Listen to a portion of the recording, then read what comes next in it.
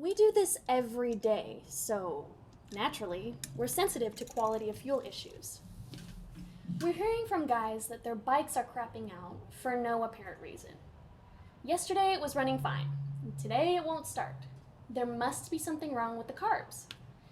Well, sometimes rarely, very rarely, when our carbs are involved, this is true. But a sudden change often points to something else. Once we've gone over the usual suspects, the final question is, when did you last fill up? If the answer is on the way home last night, then we might have a clue as to what might be going on.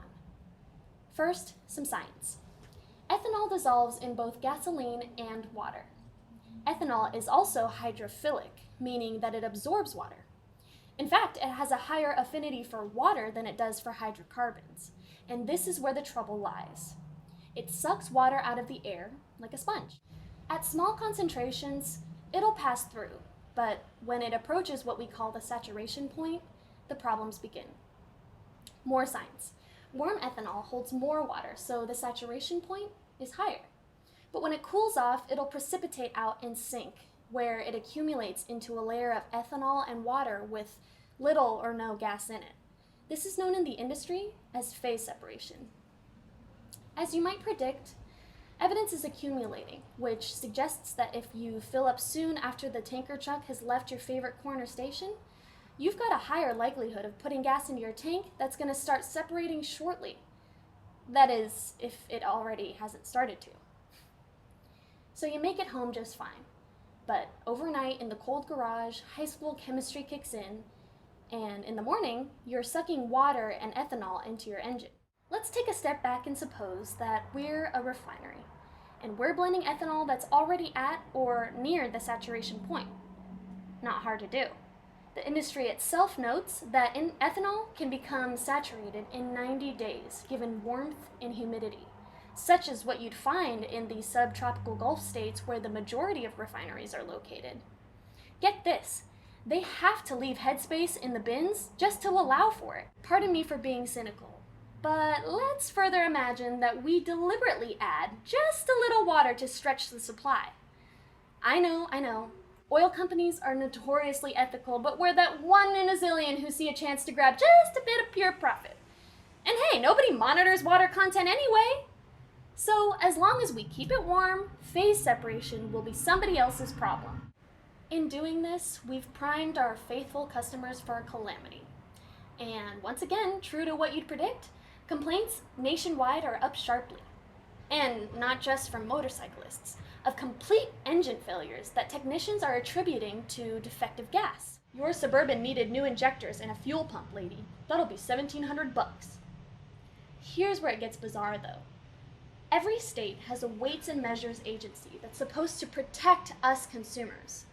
There are even statutes that opened the door to civil damages lawsuits against station owners who either deliberately water their supplies, this is actually the most common means of oversaturation, or who, through their own or others' negligence, fail to check for and pump out the phase-separated layer in their tanks.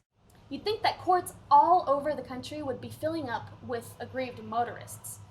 Well, the complaints are there all right, and you'd naturally assume that the oil companies and their vendors would put up a vigorous defense.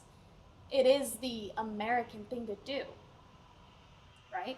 You'd also assume, or at least hope, that the weights and measures agencies would be on our side because we're being out and out ripped off. Well, think again. If anything, it's the other way around. For example, the Minnesota Department of Weights and Measures came to the rescue of a rural station owner who was suspected of watering his gas. Well, caught red-handed is more like it, but whatever. They argued that station owners are too honest for that, and their own testing didn't find a problem in samples they took from the tank in question, which sample, incidentally, was taken long afterward, and of course they warned him that they were going to test his gas. The fix was in, and it only gets worse. With the Midwest drought dragging into its third year, crop yield, and thus ethanol production, is so low that dozens of distilleries have either closed entirely or are on skeleton shifts seeing to repairs and such while waiting for the rains to come. Those in the know hasten to reassure us that they've got ample stockpiles, so we shouldn't fret about shortages. I'm so glad to have them watching my back. Seriously though, pray for rain. Because with these paragons of virtue pushing to lift limits on ethanol, one proposed piece of legislation calls for increasing it to 40%. And the fact that petroleum companies are, if anything, eager to admit that they're using ethanol reserves that are probably saturated already. My crystal ball, though cracked and cloudy though it may be, portends trouble ahead. Now add into this witch's brew the grand complication of money and politics, and it's anybody's guess as to how effectively the oil lobby will stifle rational, science-based dialogue. Let's just hope that some senator who's being chauffeured to a rally breaks down in a really bad part of town because of bad gas. That'll get him thinking.